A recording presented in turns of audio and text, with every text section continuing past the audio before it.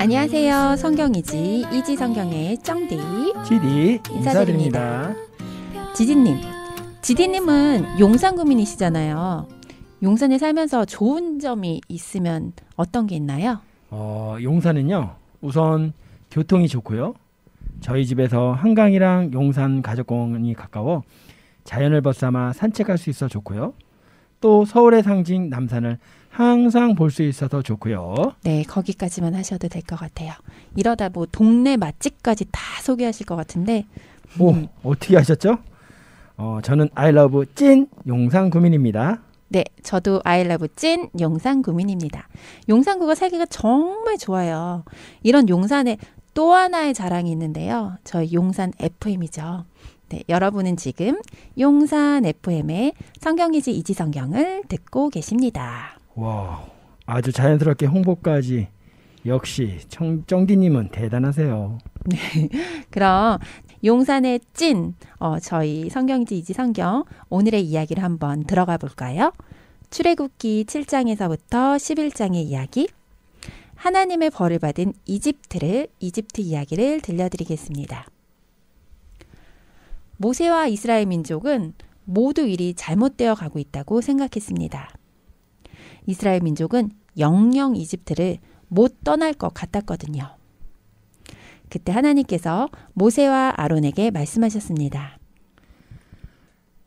파라오를 찾아가거라. 가서 이스라엘 민족을 풀어주라고 이야기하거라. 모세와 아론은 파라오가 있는 궁전으로 갔습니다. 겁도 없이 내 앞에 다시 나타나다니. 이번에는 무슨 일로 다시 나를 찾아왔느냐? 모세와 아론이 말했습니다. 하나님께서 이스라엘 민족을 풀어주라고 말씀하셨습니다. 만약 왕께서 하나님의 말씀을 듣지 않는다면 하나님께서 왕에게 큰 벌을 내리실 것입니다. 뭐? 벌을 내린다고? 내가 벌을 받게 될 거라고? 파라오가 비웃는 목소리로 말했습니다. 그때 모세가 아론에게 지팡이를 바닥에 던지라고 말했고 곧 그 지팡이는 뱀으로 변했죠. 그까진 마술은 내 신하들도 할 수 있다. 왕이 불러온 마술사들은 자기들이 지팡이를 바닥에 던졌고 그 지팡이들 또한 모두 뱀으로 변했습니다. 바닥에는 온통 뱀들로 우글우글 거렸죠. 하지만 아론의 뱀이 그 마술사들의 뱀을 다 잡아먹어버렸어요. 그때 아론은 뱀의 꼬리를 잡았고 그 뱀은 다시 지팡이로 변했습니다. 어느 날 아침 파라오가 나일강 강가에 서 있었습니다. 모세와 아론도 그 곁에 있었죠. 아론은 들고 있던 지팡이를 강 위로 쭉 내밀었어요. 그러자 나일강 물이 다 피로 변해버렸습니다. 물속에 살고 있던 물고기들은 다 죽었죠. 나일강물뿐만 아니라 이집트에 있는 모든 물이 피로 변해버렸습니다. 사람들이 마실 물을 한 방울도 남기지 않고 모두 피로 변해버렸죠. 무려 7일 동안 모든 물이 피로 변했고 그 모습을 본 파라오도 견디기가 어려웠습니다. 하지만 이스라엘 민족은 풀어주지 않았어요. 그 후에 하나님께서는 두 번째 재앙을 내리셨습니다. 아론에게 명령하시어 개구리떼가 나일강에서 올라와 이집트 땅을 다 뒤덮게 하셨습니다. 파라오 왕의 침대 속에도 개구리가 뛰어다니고 파라오가 밥을 먹는 식탁 위에도 온 사방에 개구리로 가득했죠. 정말 끔찍했어요. 파라오가 모세에게 말했습니다.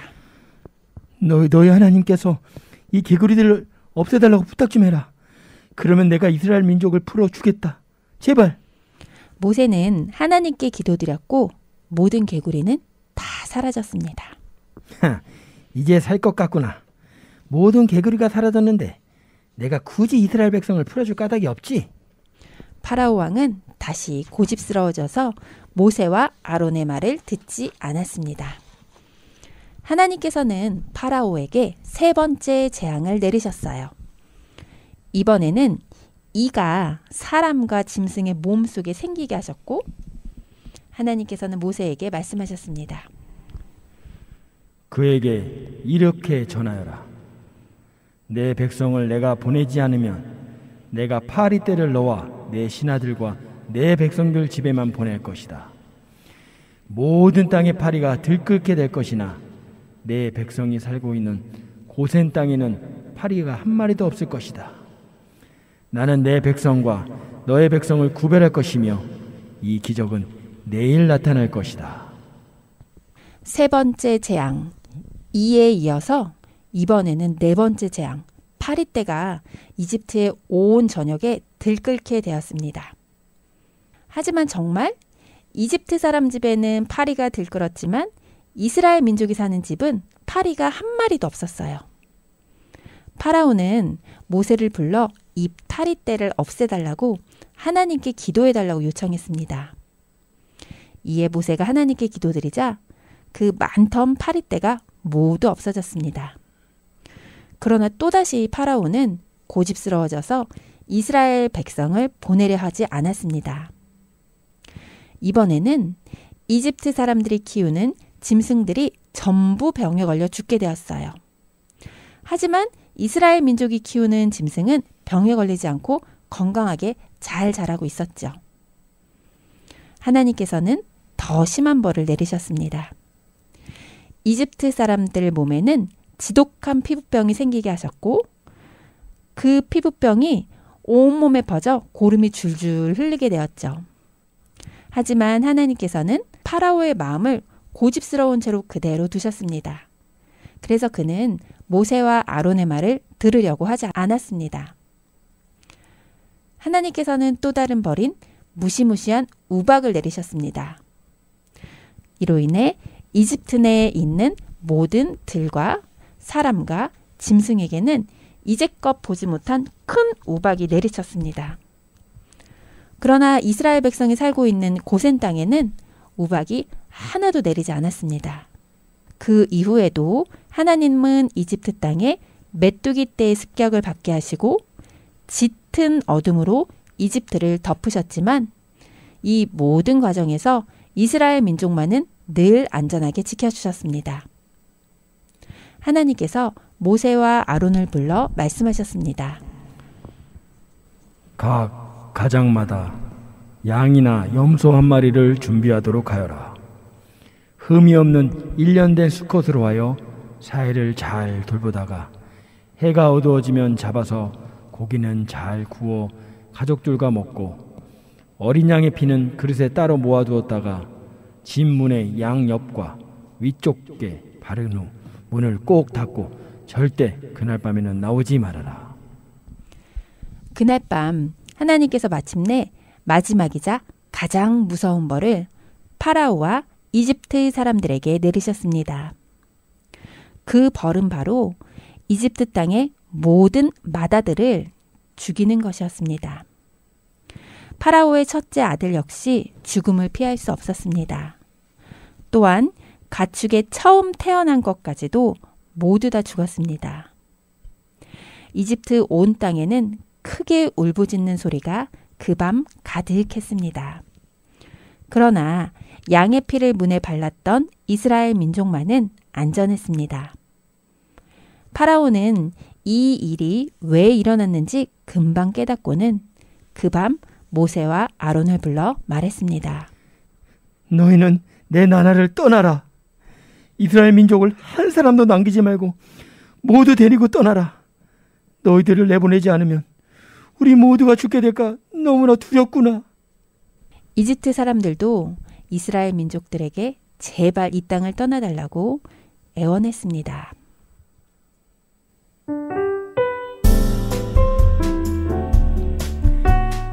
파라오는 결국 자기 아들까지 죽게 된 후에야 이스라엘 민족을 보내주게 되었군요.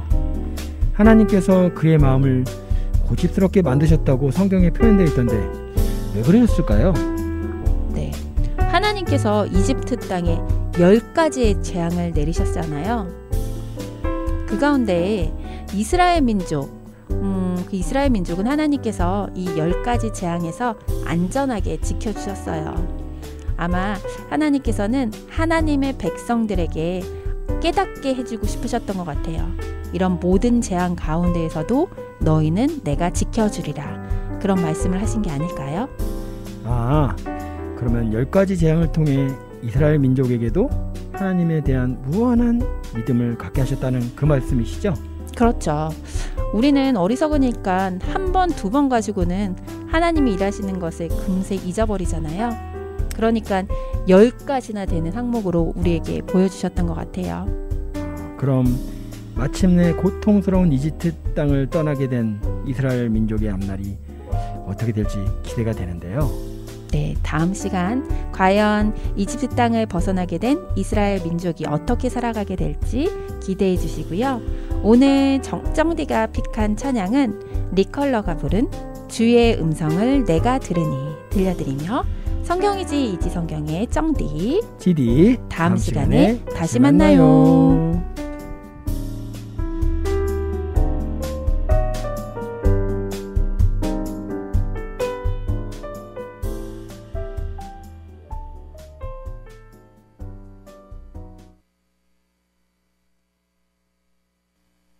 내가 매일 십자가 앞에 더 가까이 가오니 구세주의 보배 피로써 나를 정케 하소서.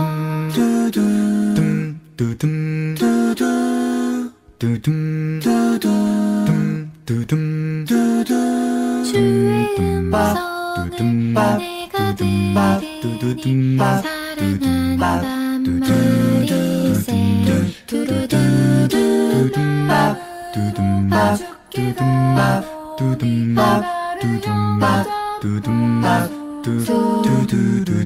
내가 매일 십자가 앞에 더 가까이 가오니 구세주의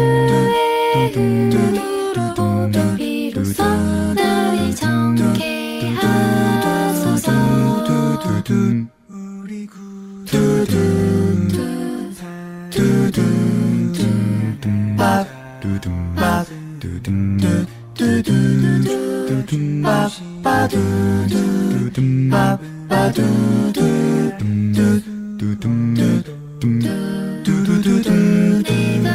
내가 매일 십자가 앞에 더 가까이 가오니 구세주의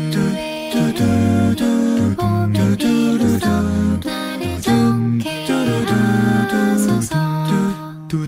내가 매일 십자가 앞에 더 가까이 가오니